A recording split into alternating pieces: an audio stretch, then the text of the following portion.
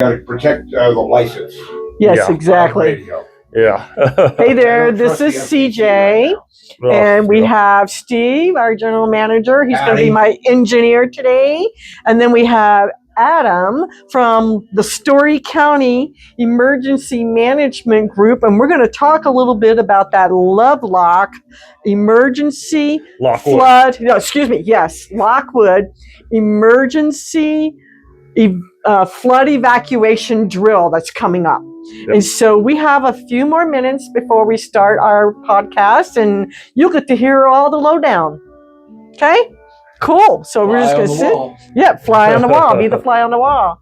And so later on, we'll post this on Facebook on Carson Rural Communities. It will also be on, the link will be there for your YouTube enjoyment. And you'll get to learn all kinds of stuff about the Lockwood Flood Evacuation Drill. There you go. Yeah, I want to see how I'm going to mess this up, because I can just see that happening. A blooper for the day.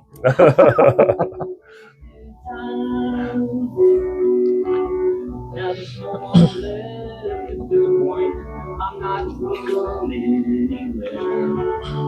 Pretty hot in a cot. It's better than homeless. I won't ask if anyone cares. And I'm going to get up one more time just to make sure.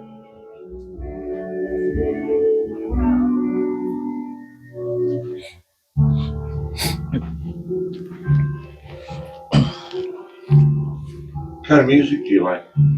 I listen to everything. Yeah. Me too. I started playing drums when I was 9 years old. Cool, man. And I play at my church. So I love a good drummer. Yeah. I play at my church in Dayton every Sunday, and cool. So I took over as emergency manager, and our bass player at the church was the football coach for the middle school up in Storey County. Okay. And so he's my bass player. I played the drums, and you have a band. Yeah, and then he got me into coaching football up there, and then of course he did. Turkey retired, and now I'm the head coach. Oh, there you go. Because I wasn't busy enough with 3 kids. Right, and he tagged you as a mark early on, obviously. Oh yeah. Yeah, he grew me early. Are you going to use headphones? No. Okay, so I'm going to start with as long as we're here, we're going to do a little change up in things. Okay. And we're going to have a little music intro. Okay. So I have a little piece called Joyride. Oh yeah, we need that. From Rick Derringer, so that will kind of give us a little bit of roll into the program and roll out of the program. Okay. So, but you won't have to worry about it, but just don't go until I point at you.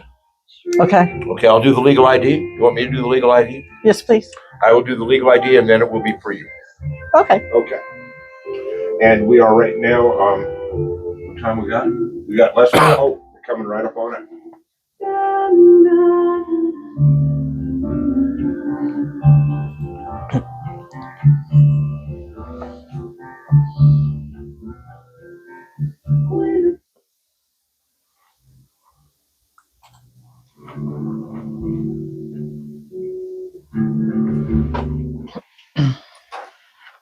Welcome. This is 95.1 KMVC, Carson City, Minden, Gardnerville, your community radio station. And it is time right now for Carson Rural Communities Update. Let's give it up for CJ. Here you go, girl. It's all you. Hello, Mr. Steve. How are you? You know, my day it was such a joyous evening last night for our open house that we had here. We had, I think, 70 plus people who came to see our brand new art gallery and our exhibition called Silver Sings by the fabulous local photographer, Pete Resnick. All black and white photographs of local singer-songwriters and musicians that probably everybody in the community has seen at some point or another at a community event or in a local venue. It was a wonderful evening, and so I'm kind of still riding on the high of that. Well, that's nice. Yeah. And you know what? I came down the ramp and saw the pictures all hung up, and they're absolutely gorgeous. There's no gallery really like that. It's a fun thing, and the community is welcome to come and check it out. Yes, anytime. Not anytime. I won't be here at 3 a.m. Oh, no, yeah, I mean, I won't be there at 3 a.m. either. Okay. So, but most of the time. Most of the time. We'll leave it at that. Yes. Well, I wanted to let you know that I invited one of my friends, Mr. Adam Wilson, from the Storey County area to come out and chat with us. And Adam is the director of the Emergency Management Program, and he's going to talk to us about the Lockwood Flood Evacuation Drill that's coming up soon. And you know, Lockwood is in the Storey County area. And so, Adam, what's going to happen with this? Do we need to move all our cars, or what do we have to do? Well, thank you for having me, CJ. So, first and foremost, we're going to do a town hall. So that way the public gets those questions answered as well and can ask questions of the officials. So it'll be myself from emergency management and my team. We'll have the sheriff's office there, public works, the fire district, and then the county manager and our public information officer as well. So that's going to be next Wednesday, November 12th from 5:30 to 7 p.m. at the new Lockwood Community Center, which we just had the grand opening of, I believe, last week, and it is beautiful. Nice. Beautiful facility. So that's 800 Perry Ranch Road there in Lockwood. And so we'll get into the details of the exercise, but we had recently did one of these up in the Virginia City Highlands, and we used a wildfire. We try and focus the exercises on the threat that community faces. Right. And it went really well. It was a great opportunity. We brought in all of our regional public safety partners to respond like they would really in a fire. We had a big tabletop exercise going for our first responders, and then the public gets evacuated, and then we set up a nice little resource fair for them to evacuate to. It was such a well-received program that we've said, you know what, we need to do this for every community in Storey County. Makes sense. So we're starting with the Highlands in August. Now we're on to Lockwood. We're going to do a big flood exercise. We're going to close roads. We're going to simulate floods. They'll get the emergency messages just like they would in a real flood. So the day before, we're going to send 3 messages on Friday. The exercise is actually December 13th. That's a Saturday. Okay. On the Friday prior, we'll send the messages to kind of build it up. Lockwood has a history of flooding out there, right? They sit in a FEMA 100-year floodplain, so they do flood often, and we lost the bridges years ago. My mom lived out there for years, and at one point in time, we had to completely redo everything on her property because of the flood that happened in that low-lying area there. Yes. Yeah. Yes, it is definitely a hazard. It's the highest hazard we have for that community is flooding. Yeah. I said, they sit in the 100-year floodplain, so it's great those are to the see significant damage possibilities. And we've had so much great technology improvements when it comes to notification and also flood management. So this is great stuff to be happening. Yeah, and so we're really excited. The Truckee Meadows River Foundation reached out. They're going to come to the community event. So basically how it'll work the day of the exercise is all the public safety partners will get there super early because the exercise will kick off at 8 a.m. We'll have the signs out that simulate roads being closed due to flooding. We'll have deputies directing traffic, and we try and make it as realistic as we can. So there's definitely going to be a little chaos introduced into this because that's realistic when it really happens. It's going to be chaotic. So, right. It doesn't necessarily have to be a flood. It could be a fire, right? Yes. And so that's the advantage of the way we build these is, yes, we're going to build this as a flood exercise, but it could be a landslide, an avalanche, a wildfire. It's all going to be very similar in how we send out the message and how we respond from a public safety standpoint for the public. Okay. And so, the lessons learned out of this will be applicable to any disaster that could hit in Lockwood. So, and then once that's done, then we're going to move on and we'll do another exercise. We're looking at end of March in the Mark Twain community, backside of Dayton. That's also in Storey County. Right. So we'll be doing an exercise there as well. We're on the fence right now between is it going to be a fire or a flood event that we exercise. But again, it doesn't really matter because the steps for the public are going to be the same. Right. On how we evacuate you out of there. And then later in the year, looking like probably end of June, we're going to do one for Gold Hill and Virginia City. And since I've taken over as the director of emergency management up there, that's been my big priority is get all of our plans up to date and into something usable. emergency managers, we love writing our plans, but they turn into these 700-page documents that collect dust and nobody's going to read. Right. And so That's true. that has been my lift for the last few years. I took over in 2023. The last few years, me and my team have been trying to make those documents a little bit more usable. So now we're kicking off our exercises to test those plans and make sure they are in fact usable. And we would like to continue these exercises because communities grow and change every year. We get new residents in, technology changes, how we respond with the equipment changes. So it's going to be important to maintain this for the future. So this will not be a one and done for the Lockwood community. They will get to see this every year. So I think about living in Dayton, Storey County side. I remember several years ago the flooding that was going on, and that was kind of terrifying because I remember looking out the front door with a storm door, and it was winter, and I could hear that there was water coming through kind of rather rapidly, and I'm right next door to, I guess you'd call it Rowan Gulch, that area. Okay. I remember when I opened up the storm door, I kept hearing this crack, crack, crack noise, and I couldn't tell what it was. Well, the flooding was coming. And it's nice to be able to be prepared for those. So I'm so glad we're having these drills for people who are fairly new to the area, who aren't familiar with this type of flooding, will have some avenue to go to in case of the emergency. Well, we really try and build this into a public education opportunity. And so that's why when we do the evacuation, we send them to the community center. And once you get there, we're going to have our floodplain managers there. We're going to have the Foundation for Truckee River there. We're going to have our regional partners there who would respond in a flood event to help give those resources. And then that kind of build up to it is important too, because then the public, we build these exercises very, very realistically. The spread of the fire in the Highlands was mapped. It was actual data that we could see in real time of how a fire would spread based on certain input conditions. It's going to be the same for the flood. So this is going to be realistic data that we're going to get from the National Weather Service. They have an amazing meteorology and hydrology section here in Reno. Yes. And we work really closely with them.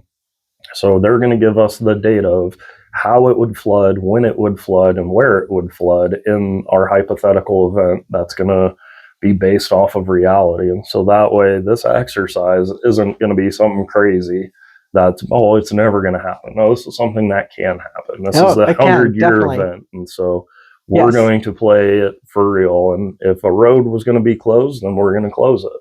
So that way the public understands how scary that can get to be cut off and where do we go. And so that's what this is going to show of when it gets scary and where do we need to go. Now you know, and you're going to know what we can do for you once you get there. So then could I use a scenario for you? Let's just say that we live in Lockwood and family is working in, let's just say Sparks for now. How will they know where they need to meet up, or what should they do just to start? So that's a huge part of what we're trying to push in the education aspect is have a plan. And so that's why we do this town hall a month prior. So one, get the information out so people are prepared the day of the exercise. But two, that gives us the opportunity to talk to the residents out there about you need to build your plan now. You need to build your go bag now. And then the day of the exercise, we want the families to implement their communications plans that they should have in place where if, the kids are at home and dad's at work in Sparks and they get evacuated, how are we going to link up later? How are we going to get a hold of each other? Right. And we want to really focus on our infrastructure isn't perfect. No, it's not. So the freeway may end up closed or the on-ramp, and that may, so you may not be able to get back to Lockwood. And our phone systems can go down. They're vulnerable to natural disasters just like people. So we can lose our cell signals and our landlines. And so how are we going to communicate ahead of time to know what to do if we can't call each other and we can't get to each other? Right. So everyone should be participating in that drill, right? Right. Okay. Yes. The more, the better. The more the merrier. Remember that now. Yes. So definitely. So, okay. So I asked that question. So it prompted me to think about emergency situations. I have to take a lot of prescriptions, but I don't carry them with me every day.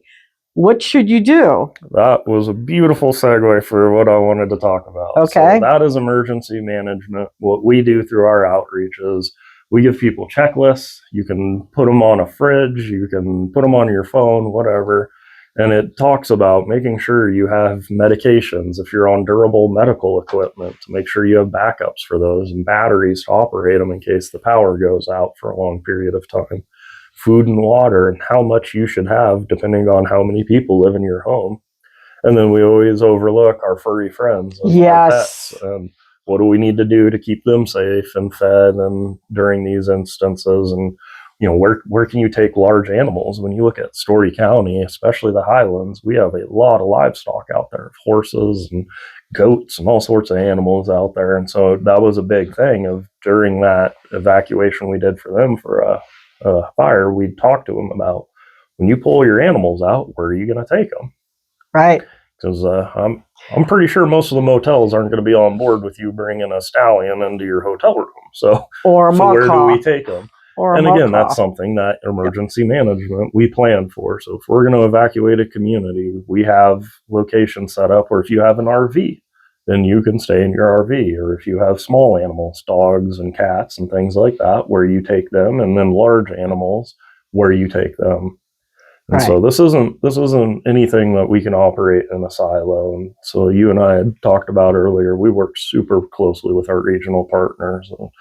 Lyon County, Carson City, Douglas, myself, and Storey, we make up what's called the Quad Counties. We work together a ton on these sort of resources. And if something impacts Storey, it's going to impact Lyon and Carson as well. And so we work together all the time. We plan together and prepare for these sort of events. And we try and push that similar message out to our publics. So that way, if I evacuate you out of Storey County and I send you to my counterpart Taylor in Lyon County, she's going to be giving you the same information in the same way. So that way nothing gets confused or lost. And one of the things that I could see that people may forget to keep on hand would be a pet carrier. I've seen a lot of times people asking for a pet carrier to take their pet to the vet.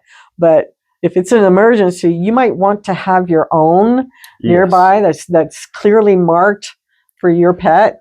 And a lot of times, like the areas where we're going to set up for storing these animals, we need the carriers to keep them separate, because we don't want to just throw a bunch of animals who don't know each other into one room. That can turn into chaos. Yes, so. And they're already afraid. Yes, it's a stressful environment for people. It's a really stressful environment for animals. So yeah, having those kennels is definitely valuable. And you'll see that a lot if you look at disasters across the country. Whenever they start talking about animal evacuations, you'll see they're always asking for those. If anybody has a kennel, they can come donate so we can take in more animals. So if you have your own, that's definitely helpful, because it is a limited supply that we can reach out and bring in to help in that environment.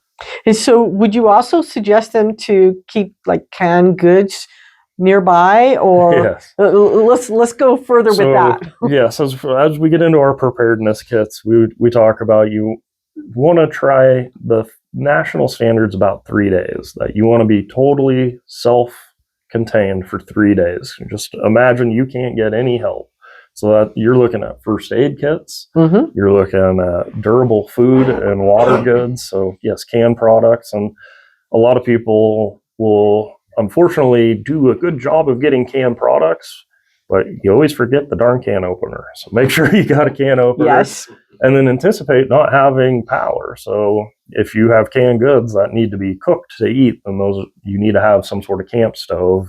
Yep. And then we could really snowball. And then if you have a camp stove, then we're starting to look at the dangers of carbon monoxide if you're running a propane stove inside a closed environment. Right. And so we don't want to do that. So yeah, we try and encourage people to get food that doesn't need to be cooked. like meals ready to eat that the military uses. They make civilian versions of those that you can buy. They have really long shelf lives. They're not the most appetizing, but it's going to save your life in a disaster because you'll be able to eat. And it still give you those healthy meals that you actually need to keep your sustenance going. Yes, So. and that's the other part is making sure you're getting good nutrition. And a can of peaches is great, but you can't survive on peaches alone. No. So it's making sure that you have that good nutrition. And then water, access to clean water is always going to be a challenge. And so if you go to the website, we link to the Storey County website. It'll link over to ready.gov. That's the FEMA page that has all of these resources, checklists, and you can build it out. You can build whole plans in there. They have the templates where you can plug in how many people are in pets and all of that, and it'll help you build out your communication plan and an evacuation plan for your own house and what sort of supplies you should have on hand.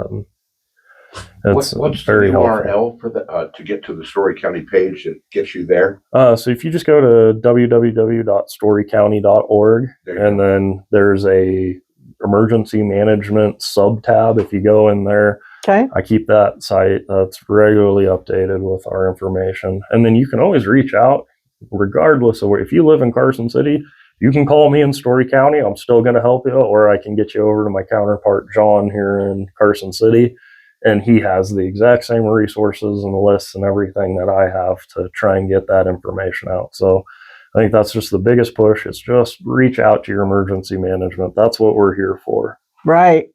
Exactly. And just to make a note, KNVC is the FCC designated communications hub for our entire region.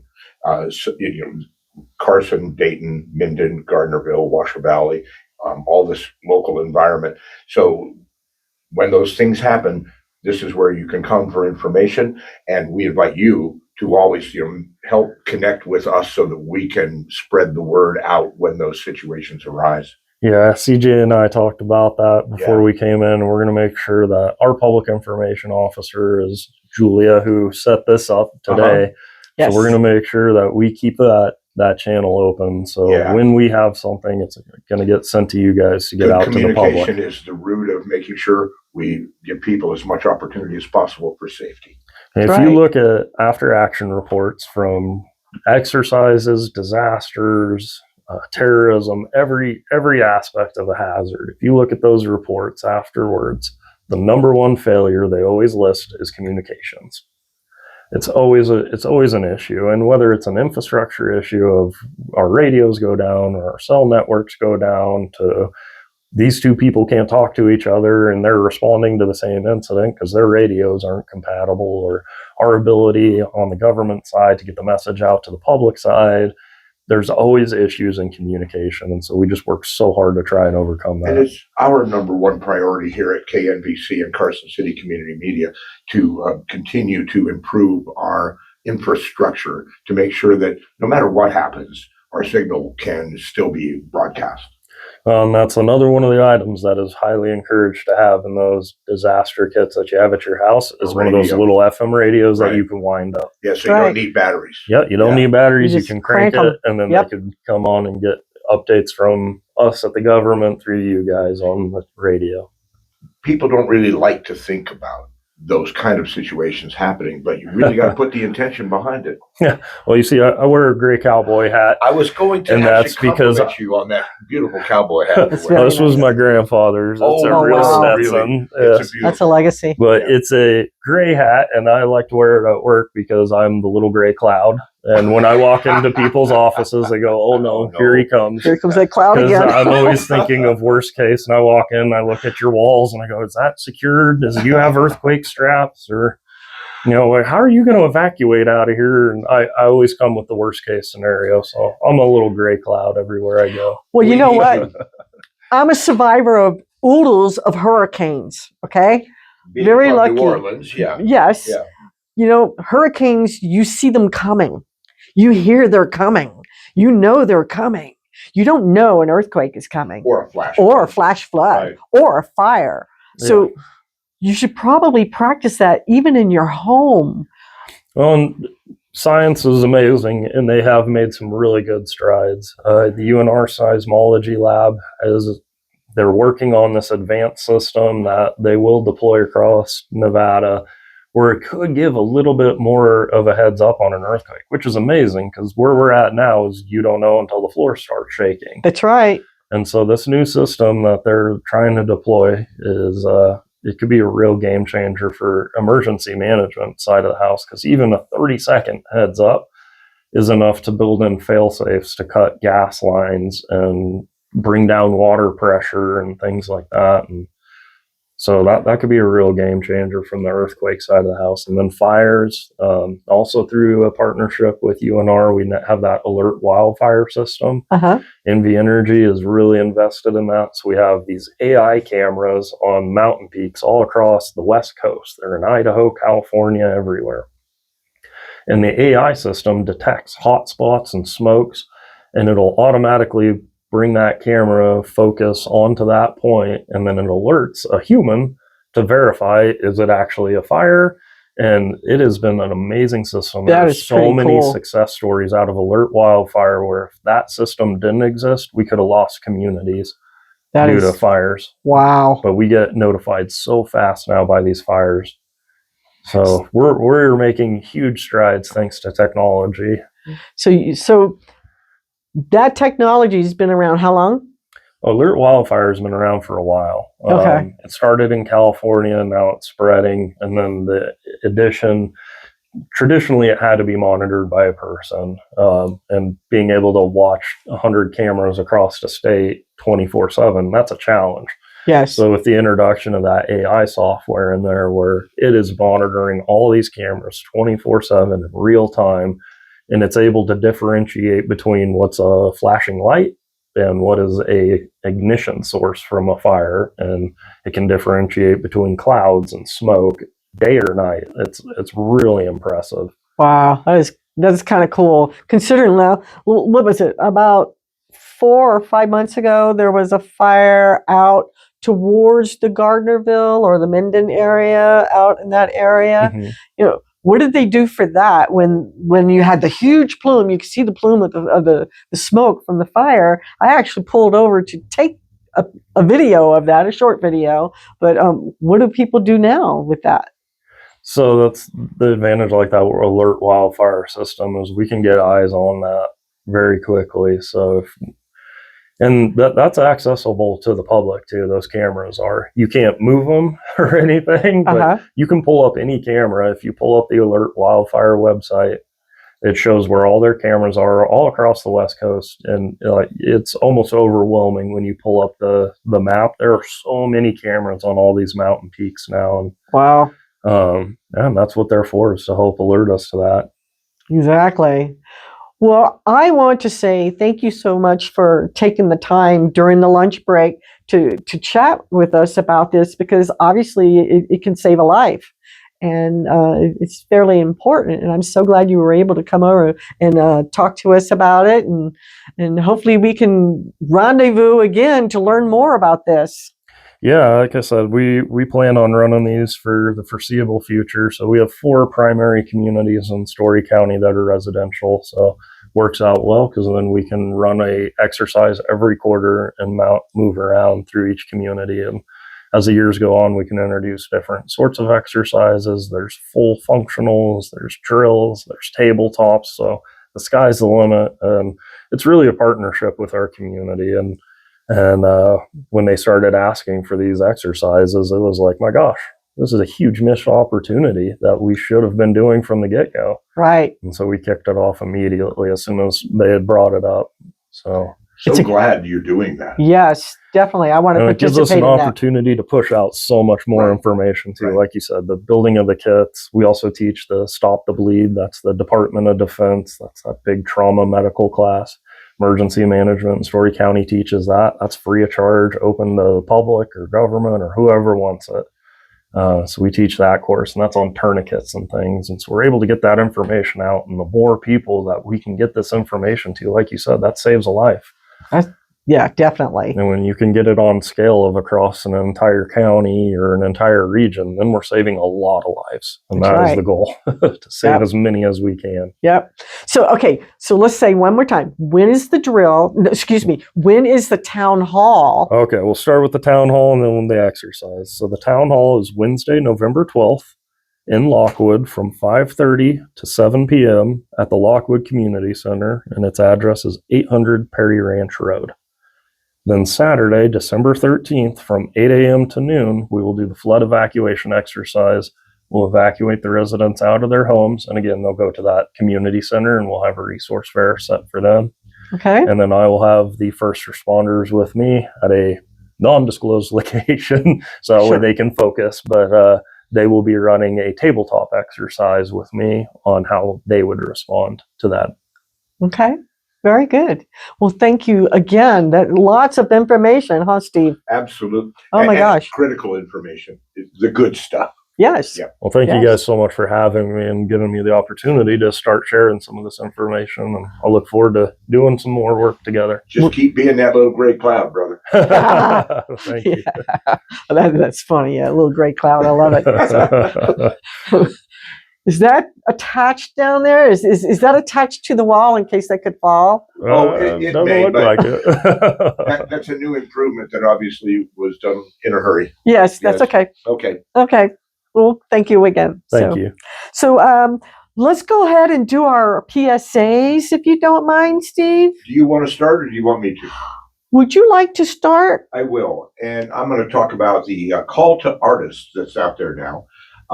This is for a members group exhibition. Registration is October 10th through the 31st.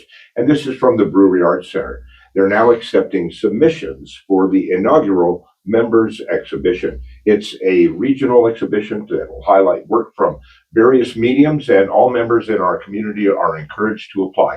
Applications are now open and they close on October 31st. That's okay. I missed that one. Oh, that's all right. All right, you go next. Okay. Let's see if I can read it now. Okay. All right. So healthy feet or happy feet. Let's see. What's the secret to a happy day? Well, that would be it starts with happy feet. When your feet hurt, does your feet hurt? Nope. It's hard to focus on anything else. Pain, aches, and discomfort can turn a great day into a really sour day. But healthy feet can keep you moving, exploring, and doing the things you love. So don't ignore the warning signs. Whether it's a nagging ache or a sharp pain, it's your body telling you to take care of your foundation. Healthy feet are happy feet, and happy feet lead to a happier you. For more information and tips on keeping your feet healthy, visit the American Podiatric Medical Association at apma.org. Well, that brings us to the end of the program, CJ. Oh, well, thank you. Thank you, everybody, for listening. Thank you, Mike, for joining us. Any last words, CJ?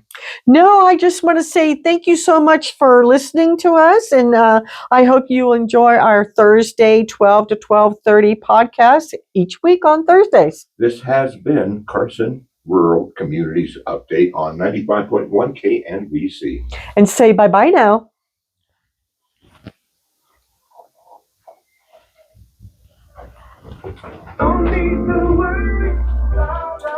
Good. Excellent. Excellent.